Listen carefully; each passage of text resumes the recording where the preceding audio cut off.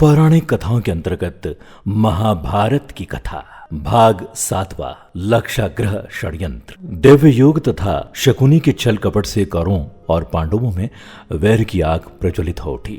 दुर्योधन बड़ी खोटी बुद्धि का मनुष्य था। उसने शकुन के कहने पर पांडवों को बचपन में कई बार मारने का प्रयास किया। युवा अवस्था में आकर जब गुणों से उससे अधिक श्रेष्ठ युधिष्ठिर को युवराज बना दिया गया तो शकुनी ने लाक्ष के बने हुए घर में पांडवों को रखकर आग लगाकर उन्हें जलाने का प्रयास किया। किंतु विदुर की सहायता से पांचों पांडव अपनी माता के साथ उस जलते हुए घर से बाहर निकल गए।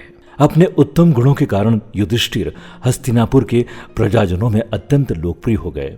उनके गुणों तथा लोकप्रियता को देखते हुए भीष्म पितामह ने धृतराष्ट्र से युधिष्ठिर के राज्याभिषेक कर देने के लिए कहा। दुर्योधन नहीं चाहता था कि युधिष्ठिर राजा बने, अतः उसने अपने पिता धृतराष्ट्र से कहा, पिताजी, यदि एक बार युधिष्ठिर को राज सिंहासन प्राप्त हो गया तो ये राज्य सदा के लिए पांडवों के वंश का हो जाएगा और हम कौरवों को उनका सेवक बनकर रहना पड़ेगा।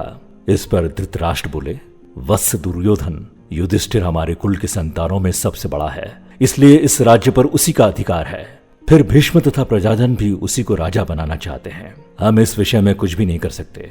धृतराष्ट्र के वचनों को सुनकर दुर्योधन ने कहा, पिताजी, मैंने इसका प्रबंध कर दिया है, बस आप किसी तरह पांडवों को वारणावत भेज दें।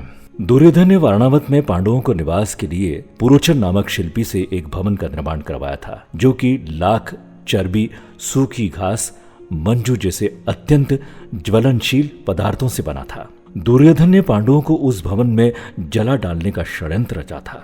धृतराष्ट्र के कहने पर युधिष्ठिर अपनी माता तथा भाइयों के साथ वारणावत जाने के लिए निकल पड़े। दुर्योधन के षड्यंत्र के विषय में विदुर को पता चल गया, अतः वे वारणावत जाते हुए पांडवों से मार्ग में मिले तथा उनसे बोले, देखो दुर्योधन, मैं तुम लोगों के रहने के लिए वारणावत नगर में एक ज्वलनशील पदार्थों का एक भवन बनवाया है, जो आग लगते ही भड़क उठेगा।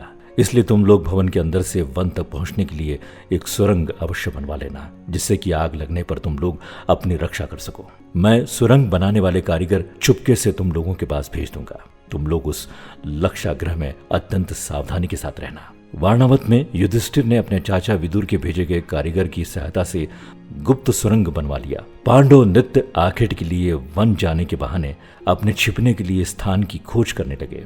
कुछ दिन इसी तरह बीतने के बाद एक दिन युधिष्ठिर ने भीमसेन से कहा, भीम, अब दुष्ट पुरोचन को इसी लक्षागृह में जलाकर हमें भाग निकलना चाहिए। भीम ने उसी रात्रि पुरोचन को किसी बहाने बुलवाया और उसे उस भवन के एक कक्ष में बंदी बना दिया। उसके पश्चात भवन में आग लगा दी और अपनी माता कुंती एवं भाइयों के साथ सुरंग के रास्ते वन में भाग निकले। लक्षागृह में भस्म होने वाला समाचार जब हस्तिनापुर पहुंचा तो पांडवों को मरा समझकर वहां की प्रजा अत्यंत दुखी हुई। दुर्योधन और धृतराष्ट्र सहित सभी कौरवों ने भी शोक मनाने का दिखावा किया और अंत में उन्होंने पांडवों की अंत्येष्टि करवा दी। महाभारत की कथा अगले एपिसोड में आप सुनेंगे द्रौपदी स्वयंवर। सुनते रहिए महाभारत की कथा।